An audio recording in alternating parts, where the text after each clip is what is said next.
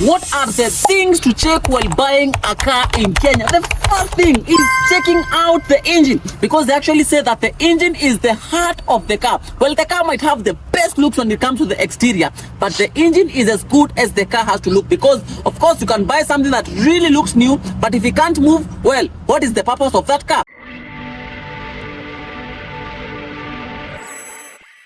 Uone some kind of silicone stuff, just know that that engine has actually been tapered on, na imefunguliwa ikarechangewa parts, and of course it might be faulty, and it is very risky for you to buy that car as a new first car owner, because first car owners usually have this kind of problem. The second thing, you go just under the car, and check out if you have some kind of fluids that are actually, leaking right over there, that can actually send you signals or even give you red flags that that car might have issues with the oiling, or the engine has actually been opened na haikufungwa vizuri. You should actually also check out on that. The other thing is you come and you actually understand the engine capacity of the car, because the car is as good, and the maintenance of you moving from point A to point B is as good as you know what is the engine capacity. We have cars that go up to 650, that is the lowest. That's a Suzuki Alto or even a Suzuki, Passo for the newer ones, Sasai, and of course the Akina Nissan Days and all those smaller cars for the Uber business.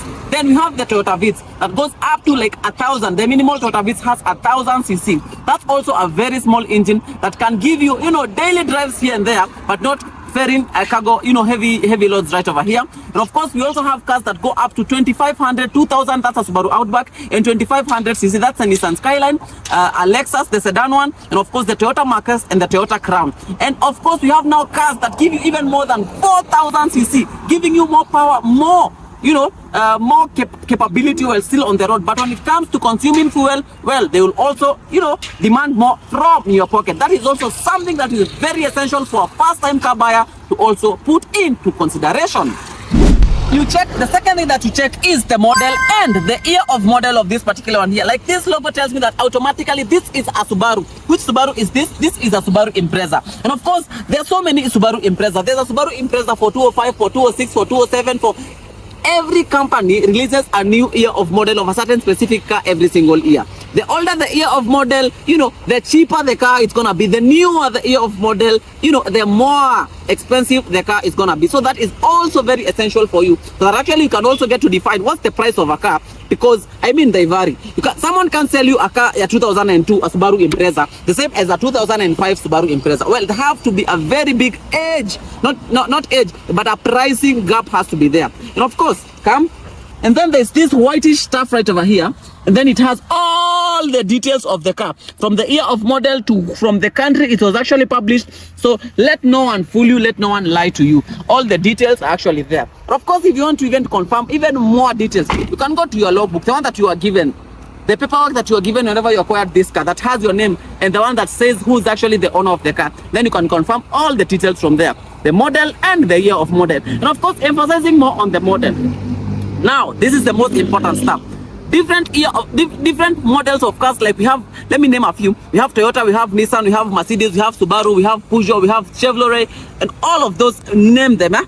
Different of them have different resale value. They actually say the sooner you buy a car in a parking lot, the sooner it leaves the parking lot, the more fast it starts to depreciate.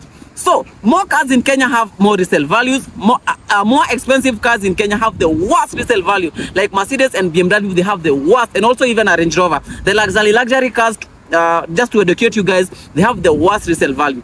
But the normal Mwananchi cars, like Akina the Toyota, the Akina, not Nissan. A Nissan is a Mwananchi, car, but it doesn't have a good resale value.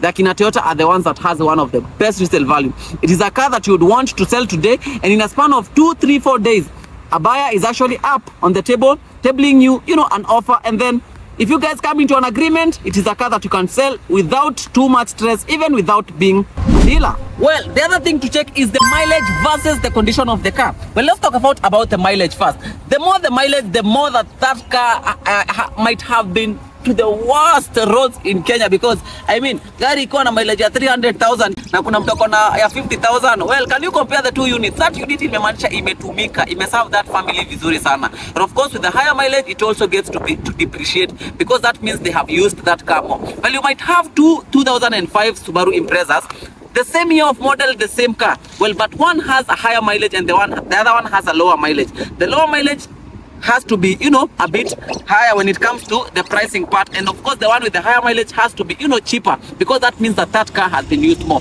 Well, let's talk about the condition of the car. First of all, I have been educating you guys on a single daily basis that the fact that when you go to buy a car and then you see that car has actually been repainted is on the red flag. That means that car might have been involved in an accident. Well, how do you check? Come to the light. Unaangalianga hivi, as far as they paint, the paints will always leak. Just look at this. If you find some paints that have leaked right over here, just know that car has been repainted, and that one gives you the red flag that this car has actually been involved in an accident before. Well, something else, you check the body vizuri. If it has things called filler, that they actually jaza dents kama gari lishaigongwa, and then something else, just look the overall body of the car. Then you come here. These are the kind of places that you look if a car has been involved in an accident. The alignment, you just check vizuri sana. And yes, the dashboard. If you see a check engine, well, be very, very, very careful, because that car might have been involved in an accident. And of course, people are actually asking, where do you actually check the mileage? When you start on the car, on the speedometer, it will actually write it to you down that this car has actually gone to this and this and this and this kilometers. Well, the other thing you need to consider while buying a car is the service history of a car, because it tells a lot when it comes to the maintenance of the previous owner of this particular unit. Most of them are actually usually displayed here. It's here. It can tell you, when last they went to service their car, and after how many kilometers do they really need to go and service their car. Yes, that is also very essential whenever you're going to buy the car, because a car that is not regularly serviced as it should be, well, it might have to raise alarms of having more problems or being problematic. We as Terava Adventures, we have simplified that for you. You don't have to go through all that hassle whenever you're getting to buy a car in Kenya. We have sold to over 5,000, Kenyans cars right over here in Kenya. And of course, we have a very big social media presence, so you can trust us. And of course, you can even watch some of our clients' testimonial, them saying what their experience was like working with us. And of course, for that now you can come, you have a yard, come spot a car, test drive the car, be contented with the car that you see. See if it fits your needs. If it's a solution to your problems, well, then have a sit down, draft an agreement, and of course you will own a car happily, and you will thank us later. And I assure you that other thing that you will do will bring all your friends to us. Terava Adventures, we sell cars. That has been me educating you about the right way to, acquiring a car in Kenya. And for the first time car owners, mnagongwa sana my guys. Mjichunge sana. First time car owners, and mostly ladies, mnagongwa sana, mjichunge sana. Anyway, that has been it. This is Terava Adventures. You can get our numbers on the bio, and you can also go to www.teravaadventures.com to get more listings on all the cars that you actually have. That has been it for today. Thank you so much, and subscribe to our YouTube channel for more exclusive car content every single week.